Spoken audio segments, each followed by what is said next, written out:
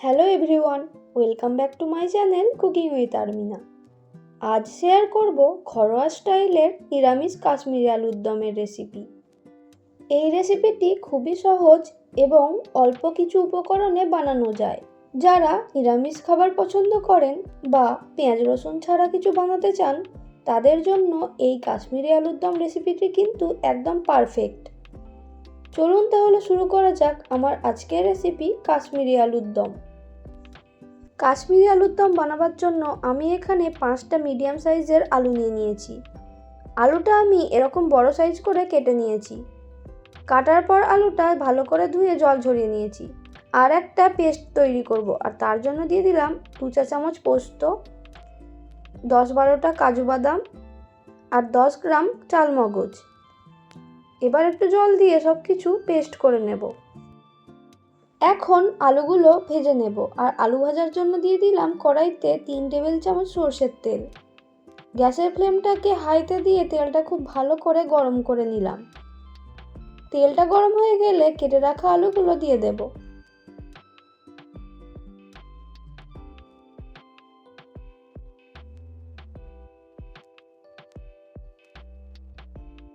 আলু ভাজার জন্য দিয়ে দিলাম 1 চা চামচ লবণ। তারপর গ্যাসের ফ্লেমটাকে একটু কমিয়ে আলুগুলো খুব ভালো করে লাল লাল করে ভেজে নিতে হবে। এই কাশ্মীরি আলুর দমটা রান্না করার জন্য আলুটা একটু কড়া করে ভাজতে হবে। দেখুন আলুটা লাল লাল করে ভাজা হয়ে গেছে। এবার আলুগুলো তুলে একটা পাত্রের মধ্যে রেখে দিচ্ছি। আর ওই একই তেলের মধ্যেই আমি বাকি রান্নাটুকু করে নেব।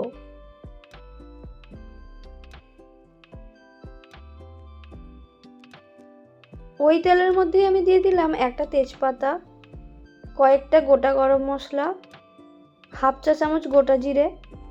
মশলাটা থেকে খুব সুন্দর একটা গন্ধ বেরিয়ে এলে ওর মধ্যে দিয়ে দিলাম 1 চা চামচ কাশ্মীরি লঙ্কার গুঁড়ো, আর দিলাম 1 চা চামচ হলুদের গুঁড়ো। একটা বড় সাইজের টমেটো পেস্ট করে রেখেছিলাম, সেটাও দিয়ে দিলাম। এবার সব কিছু খুব ভালো করে 2 থেকে 3 মিনিটের জন্য ফ্রাই করে নেব। আর গ্যাসের ফ্লেমটাকে অবশ্যই কিন্তু লো টু মিডিয়ামে দিয়ে রাখতে হবে।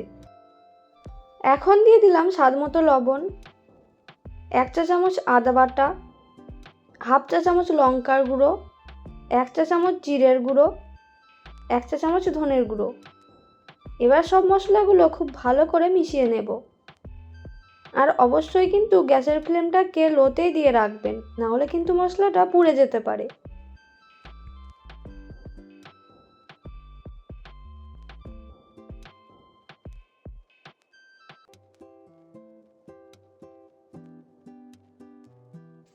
মশলাটা 2 থেকে 3 মিনিট খুব ভালো করে কষিয়ে নিতে হবে। তারপর আগে থেকে তৈরি করে রাখা ওই মিশ্রণটা দিয়ে দিলাম।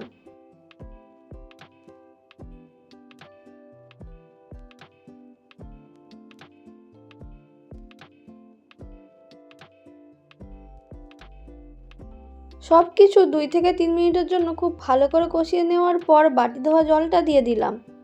জলটা দেওয়ার পর ঢাকনা দিয়ে বেশ কিছুক্ষণ রেখে দিতে হবে, যতক্ষণ না মশলাটা থেকে তেল বেরিয়ে আসছে।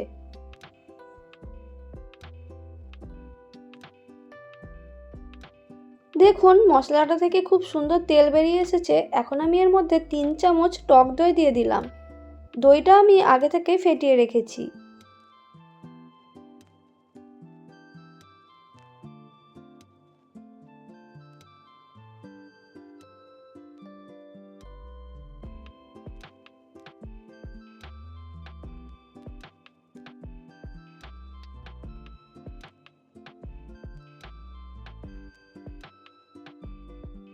এখন দিয়ে দিলাম 1 চা চামচ চিনি আর 1 চা চামচ গরম মশলার গুঁড়ো।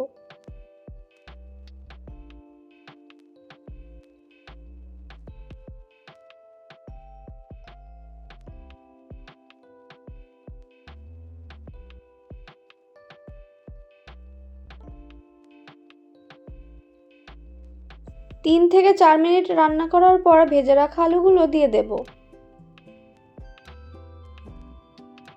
তারপর সব কিছু খুব ভালো করে আলুটার সঙ্গে মিশিয়ে নিতে হবে।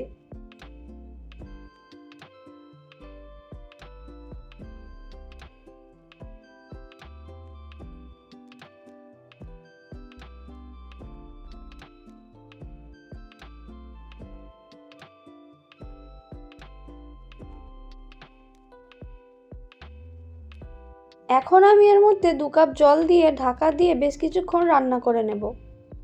ঢাকনাটা খোলার পর ধনেপাতা কুচি দিয়ে সার্ভ করতে হবে। দেখুন আমাদের কাশ্মীরি আলুর দম কিন্তু একদম রেডি। এবার এটা লুচি, রুটি, পরোটা, নান, ডালপুরি বা যে কোনো রাইসের সঙ্গে পরিবেশন করতে পারেন। ভিডিওটি ভালো লাগলে অবশ্যই একটা লাইক করুন আর নতুন নতুন সহজ রেসিপির আপডেট পাওয়ার জন্য চ্যানেলটি সাবস্ক্রাইব করুন। আজকে তাহলে এই পর্যন্তই বিদায় নিচ্ছি। দেখা হচ্ছে আবার পরের কোনো ভিডিওতে। সবাই ভালো থাকবেন, সুস্থ থাকবেন।